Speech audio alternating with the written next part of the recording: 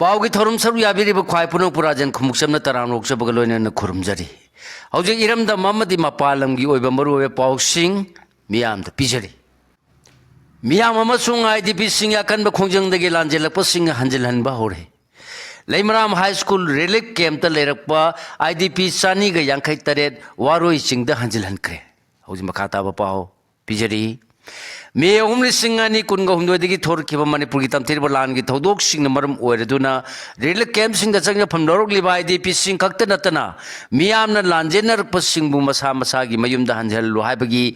अकनब demand तौरपगी मना मथक्ता ममांग थागी कुनगा माथोइदगी कुंथ्रा फावबा पांगथोखिबा मणिपुर संगाई फेस्टिवल की मांगोइनना फेस्टिवल असि पांगथोपगी महुत्ता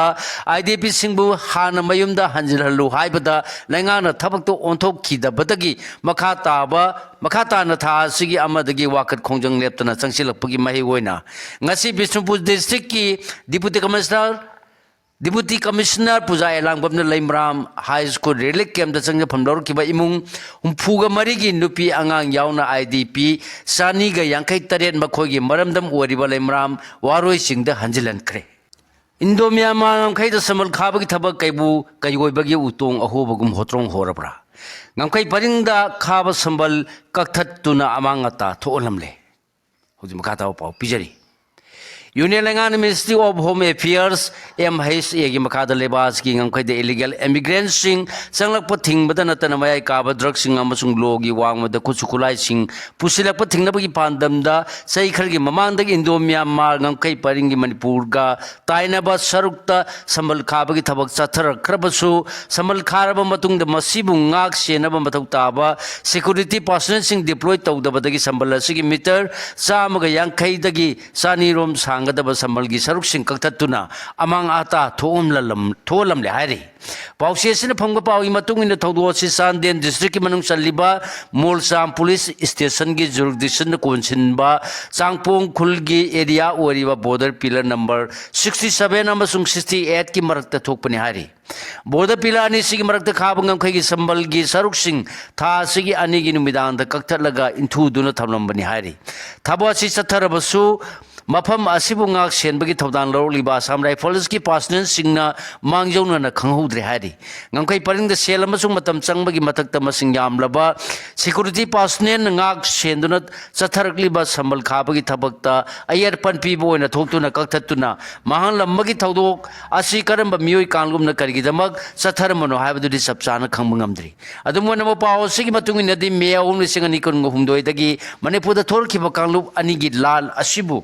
थोलखिबा कुकी जो सिंगना नौना सेमलगा म्यांमार बेस तौबा कुकी नेशनल आर्मी KNAB अमसुंग तामू एरिया दा ऑपरेट तौरिबा पीपल डिफेंस फोर्स PDF की केडर सिंग थबक तौमिनरलिबा village volunteer eastern zone BBEZ हाइन खंगनबा अमसुंग इंडिया लेंगा कसु तौनबदा यावदबा कांगलुबा सिगी मियो सिंगना कक्थलंबा ओइगनी हाइबगी थाजबा थौदोक थोलेबा मफम अनीगा नंगनना लेबा खुंजा सिंगना थाजना हुरी पनबे याबदे चलिबा चही सिगी मे 13 दा चांदेन डिस्ट्रिक्ट की न्यू समतान एरिया दा म्यांमार रोमदगी मणिपुर की ngखै लानसिनदुना चंगलपा म्यांमार दा बेस तौबा लालुब अमगी केदा 13 बॉर्डर फेंसिंग की मथबक्ता अयेत पिरकपदगी असम राइफल्स का खुथोनबदा लालुब अदुगी केदा 13 लेखिदबनी बकोइदगी AK-47 राइफल तरेट M4 राइफल अम्मा RPG लॉन्चर अम्मा single barrel bits loading rifle मरी यावना अफब मखल की खुचु खुलाई सिंग फागखिबगा लोइनना लेखिद्रबा केदर 13 की हक्सांग सिंग म्यांमार मचा ngakto ओइबदगी थौदोक तोलि मफम अदुबु कोनबा मोलसाम पुलिस स्टेशन दा एयाना खुसिनबगी थौदोक लेखरबनी म्यांमार दा बेस तौबा कुकी अंडरग्राउंड ऑर्गेनाइजेशन सिंग म्यांमार उनतागी लांबिगा थेंगनबदा खुदोंग चादबा मायोकनरपदगी मणिपुरदा सैदांगफम लौनबा चंगसिलकपदा खागलमलिबा ngखैगी संबल सिना अपनबु ओइगनी हाइबदगी मखोइना संबल सिंग असिबु कक्ततुना अमांग आता थोलंबु ओइगनी हाइरी मतम खरगी ममांग द सु मोरे PS न कोलिबा बॉर्डर पिलर नंबर 77 की एरिया द खाब ngखैगी संबल योट की मखोंग तारा मंगा कक्थतुना हुरानदुना पुखिबगी थौदोक लेखरबनी मरम असिना मिनिस्ट्री ऑफ होम अफेयर्स न मांगिन थादुना होनरगलिबा ngखै संबल खाबगी थबक असिदा मखा ताना अयरपन मसुंग अमांगता थोरक्तनबा सिक्योरिटी फोर्स की माइकैदगी मथौ ताबा थबक सिंग लौखटपगी ममीदी ताद्री मरम असिना NHA पकललिबा संबल खाबगी थबक असि kaibu kaigoibagi maning mamang hotrong hoba utongi phibamda leirabra hainasu thaudo asibu haktengnaba khunja singna hanglakki IDP singbu yumda hanjilhalu haiduna sangsilapu khongjang numin marini sure memorandum pisinkhre Relief camp da sang phamlo liba IDP singbu mayu hana mayum da hanjilhalaba matungda sangai festival pangtok piyo haijaba tabi dabadagi dimana sibu sagoladuna kokomina festival asibu boycott tawduna akanba khongjang changjil khrabasu lenga ki maikai dagi IDP singbu mayum da hanjilhanbagi thabak paikhalak tabadagi tha sigi amadagi hawarduna saliba December thabum chumna dimana si taksiladuna wakat khongjang changshin gani Lauthokibagi matungina ngasi marini sanba numitasu IDP singna lamboi khonang khongda makhoi masagi yumda hanjilhangadabani haina wakat khongjang changsinkre kokomagi miyang makhada ngasi changsinkiba wakat khongjang ngasiga mari lainana Chuchampurgi Thingai phaidagi lanjilkiba Pukhrambam Sanjit amasung Phanjawam Thoi kauba IDP ani na khuyek pidona governor memorandum amasu pisinkre ngasi pisinkiba memorandum aduna phongdokkiba singi manungda IDP singna kokomi amasung miyamga loirina chatliba tha sigi manungda makhoibu mayumda hanjilalu haikiba dimana si ngasiga thana numit kungani pani khakta ngasilakle dimana silenga ki maikaidagi mangjongna IDP singbu tha sigi manungda tangka ahum thongna hongjil halagani haikibagi matungina changsinbani maram asina ngasiga thana numit kungani pani khakta ngasilakbanina state lenga ki maikaidagi phongdokki wafam adu thabak to onthonabagi damak IDP singbu masagi mayumda hanjilallu haujikti thorang thausin sinbagi matam nate thabak oina pangthoklagadabani IDP singbu masagi mayumda hanjindriba phawba kokomagi miyeng makhada khuthangda wakat khongjang makhata na sangsingani haibaga lonena IDP singbu hongjilangani haibagi chapchaba matam pigadabani kariguma thaba si pangthokpada thintarabadi wathok asi hena lusilpuga lonena IDP singna laingakta thamlakliba thajaba mangkhigani haiba wafam su phongdokki hairi hojima khathaba pau pijari Manipur ki Raj Bhavan su Lok Bhavan haina onthokre Leba asigi Prime Minister ki office pu matam kaya ki mamandagi PMO haina khangnar khrabasu tha asigi ani dagi PMO haibagi mauta seba tritha haina maming onthokkibaga lonena leba asigi state da leba governor singi lepham oriba Raj Bhavan singsu Lok Bhavan haiduna maming ontholagani harakpadagi state kharda onthonaba hokkibaga lonena Manipur ki Raj Bhavan su Lok Bhavan haina onthokre hairi Hiramasi ki matanda Governor Secretary Manipur Imphal ki maikadi Governor ki Secretary Sumant Singana ngarang official oiba notification amma thokre Governor ki Secretary na thokpa notification number GSMGEN 34 lisingani kunga manga ki matungina Raj Bhavan Imphal bu Lok Bhavan Imphal haina ming onthokle hairi Thawngwasi Government of India ki Ministry of Home Affairs CS Division na mamang thagi kunga manga da pirakhiba letter number 8 Tara disingani kunga manga part MNG gi matungina onthokpani hari loina nanokba maming asi khudaktagi chatnaragani hana supalli aduga ngarang governor gi secretary na thokpa Raj Bhavan gi mamingbu Lok Bhavan haina onthokpagi notification gi asigi copy sing leba asigi president vice president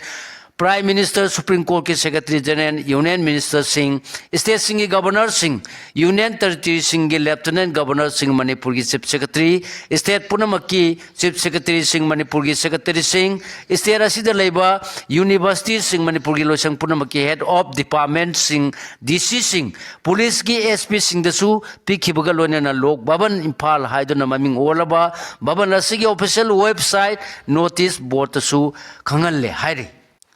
Prime Minister Joint Tribes Council Manipur ki wakat illegal migrants sing nagagi ancestral land sing bu claim torokle separate administration talakle kumjali sing samapan yang khai ma thoida Manipur da kuki gi population lising humudra ga mapan samapan taraga mapan orambadu kumjali sing ani tara ma thoida lising lakh mari lising ni phugu ni pan sani tara mari oiduna sada Chamariga humpu dasmik taret ki sangda hengale JTCM hoji makata ba pau pijari Manipur ki yellow proof sing wariba liang mai rong mai jemi amadi inpui naga gi lup sing liang mai naga council Manipur rong mai naga council Manipur jemi naga council Manipur amasung inpui naga union gi president sing गी ओइबदा नतन joint tribe council Manpur की convener ना पुनः खुयेक पीबा वाकत सेरोल अमंगसी governor A K Bhalla की खुतांगदा prime minister Narendra Modi द पिसिनख्रे हाइरे पुनः लमाई मरी पानबा सेरोल अदुदा इलीगल इमिग्रेंट्स सिंगना मणिपुर की नागा की इंसेस्ट्रियल लैंड सिंगबु मखोई नि हाइना क्लेम तौरपगा लोइनेना सेपरेट एडमिनिस्ट्रेशन की डिमांड तौरले हाइबा वाफम सु फोंदोकी अदुगा कुमजा लिसिंग समापन यांखै माथोइदा मणिपुर दा कुकी की पॉपुलेशन लिसिंग हुमुद्रागा मापन समापन तरामापन ओरमबदु कुमजा लिसिंग अनिगा तरामाथोइदा लाख मरिगा लिसिंग निफुगा निपान चानी तरामरि सुरक्तुना चाही हुमफुगी मनुंगदा फुरुप असिगी मियोसिंगी मसिंग सादा निफुगा 3.8 हेंगलकले हाइबा वाफम सु फोंदोकली चाही हुमफु असिगी मनुंगदा हेंगलकलिबा फुरुप असिगी मियोसिंगी मसिंगी चांग असी चादा 35.8 निथोइनी अदुगा कुमजा लिसिंग समापन मरिफु माथोइ अमसुंग लिसिंग समापन मरफुद्रागा माथोइगी मरक्तना ख्वाइदगी वांगबा चांगदा चादा हुमफुगा 3.8 की चांगदा हेंगतखी अदुगा ख्वाइदगी नेमबना कुमजा लिसिंग समापन हुमफुद्रागा माथोइ अमसुंग लिसिंग समापन मरिफु माथोइगी मरक्ता चादा 10.9 की चांगदा हेंगतपना ओइखी हाइबा वाफम सु फोंदोकी हाइरे मेमोरेंडम असिद फोंदोखिबा वाफम सिंगल लमदम असिद लोना यादव मोंगदा चंगसिलप मियोय सिंग निंगथिना चेक तौदबना मरम ओरगा मसिना मणिपुर की इंटीग्रेशन पॉपुलेशन सोशल सिक्योरिटी अमदी डेमोग्राफिक बैलेंस चाउना कायबा पिरकले हौखिबा चै खरसिदा मणिपुर इलीगल माइग्रेंट कया लेप्तना चंगसिलकली माइग्रेंट सिंग असि लाना सोहलबा इंडिया गा युमलोनबा म्यांमार अमदी NRC की एक्साइज चथबा हौख्रबा इंडिया की तोंगान तोंगानबा स्टेटसिंगगी चंगसिलपनी असुना लेतना माइग्रेंट सिंग चंगसिलपा असिना लंदम सिगी लोकल रिसोर्स येनबा कोनरक्तबदगी नतना कोनरक्तबदा नतना लंदम असिगी कल्चरल आइडेंटिटी सेमिलोन की ओइबा स्टेबिलिटी अमदी ट्रेडिशनल वैल्यू कयादा अचौबा थ्रेट ओइरकले हाइरि हेमोचंद्रबो NPP की नेशनल वाइस प्रेसिडेंट खलकले सिंगजमई असेंबली कंस्टिट्यूएंसी दगी ताम कयार कातुन मणिपुर लेजिस्लेटिव असेंबली के स्पीकर मिनिस्टर न सिंगबा ओरमदगी कांग्रेस पार्टी दगी रिजाइन तौखिबा इरेंगबा हेमोचंद्रबु नेशनल पीपल्स पार्टी NPP की नेशनल वाइस प्रेसिडेंट ओइना खलकले हाइरि इरमसिगी मतांग ngasi मेघालय की चीफ मिनिस्टर सु ओरिबा पार्टी की नेशनल प्रेसिडेंट कोनराग के संमान खुयेक पिदुना नोटिफिकेशन अमा थोकरे हाइरि नोटिफिकेशन असिगी मतुंग इन पार्टी की कॉन्स्टिट्यूशन की आर्टिकल 13 की मखादा मापु नेशनल प्रेसिडेंट ना कुमजा लिसिंगनी कुनगा मंगा दगी कुनगा लिसिंगनीगा कुनगा निपान फावबगी ओइना पार्टी की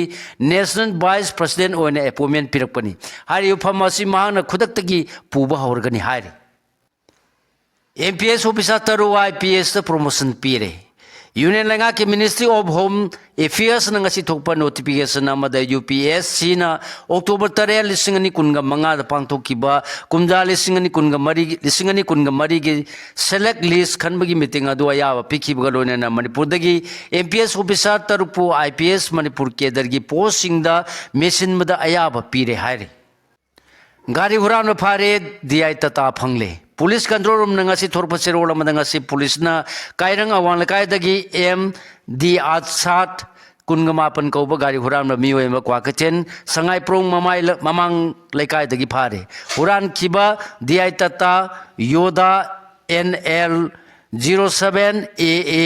0711 अमा मंगोंदगी डिकोपर तौरे हारि हजु पावगी मरक थन्ना अतेन ब्रिक अमा